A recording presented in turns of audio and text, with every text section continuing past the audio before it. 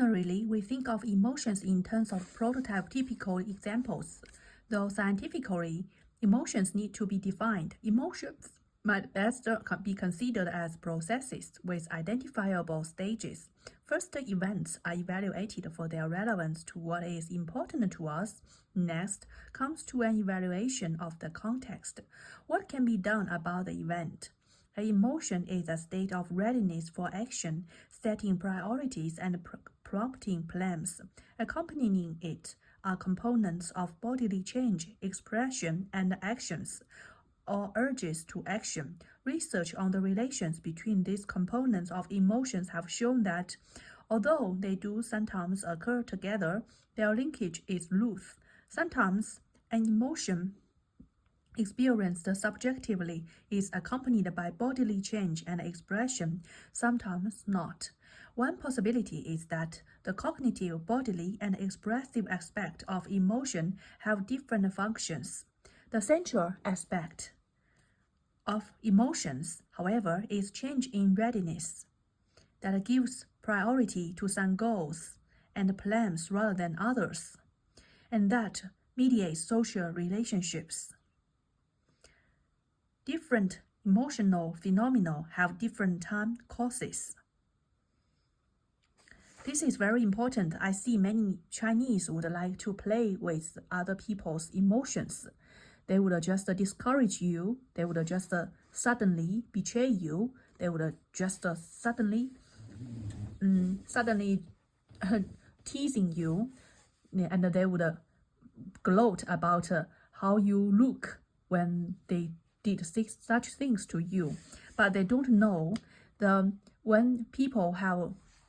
reason why people would have such emotions is the time that they would change.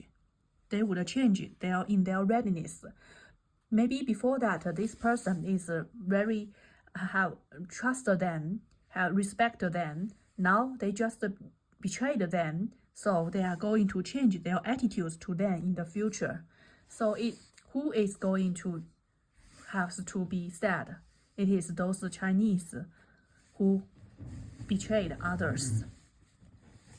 Different emotional phenomena have different time courses. Facial expressions and many bodily changes are usually complete within a few seconds. The emotions we notice and talk to others about usually last minutes or hours. Moods last hours, days, or weeks. Emotional disorders such as depression and anxiety states last for months or years. Personality traits also have an emotional quality and can last a lifetime.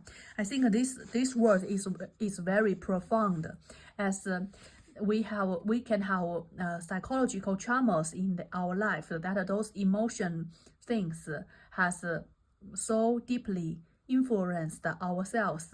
Maybe it is so we can just classify the levels of those those things that happened in our life with their influences. Some just would influence us in 1 or 2 hours, such as when I was crossing the road.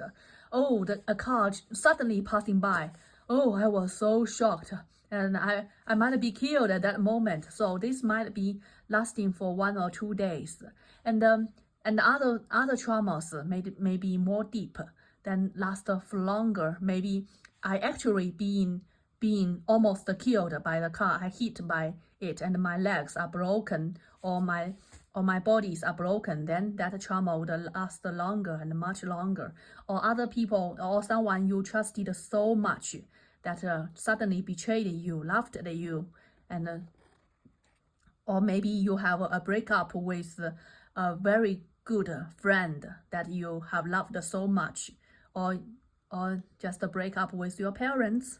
That is also very severe trauma to you.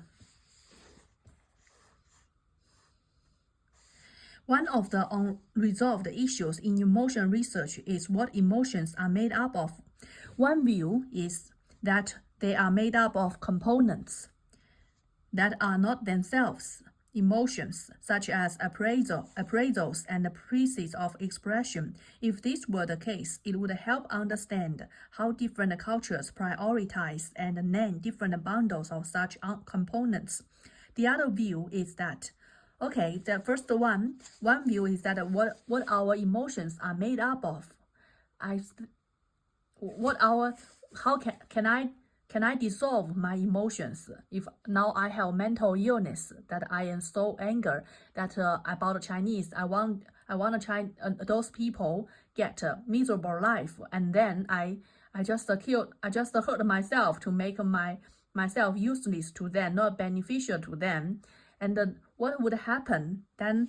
This emotion is made up of? Sometimes I think this is made up of the components of emotions. Made up is not a definite. It may made up with how deep you are involved. If the person that made you have these emotions is just talking with you, so it may only influence your talking, the way you are talking in the future. But if the person you are with is like the water, and you are like the fish, then you will be severely poisoned in this. You would hate water. If a fish hates water, then that emotion is very, very disastrous. It can't be solved until you move into a better water. Just like me, I move into a better water, but that emotion still lingers, and I have to change myself on purposely. The other view is that there is a small set of biologically given basic emotions, and that these are elaborated by culture to produce the large set of emotions that people experience. The other view is that there is a small set of biological given basic emotions, and that they are elaborated by culture to produce a large set of emotions that people experience. Biologically, anger, fear, all kinds of things every people can have. This large set elaborated to produce a large set of emotions. Those 7 emotions you have: anger, fear, sadness, happiness, gloat, and then but it is so small. We have so rich emotions in our life.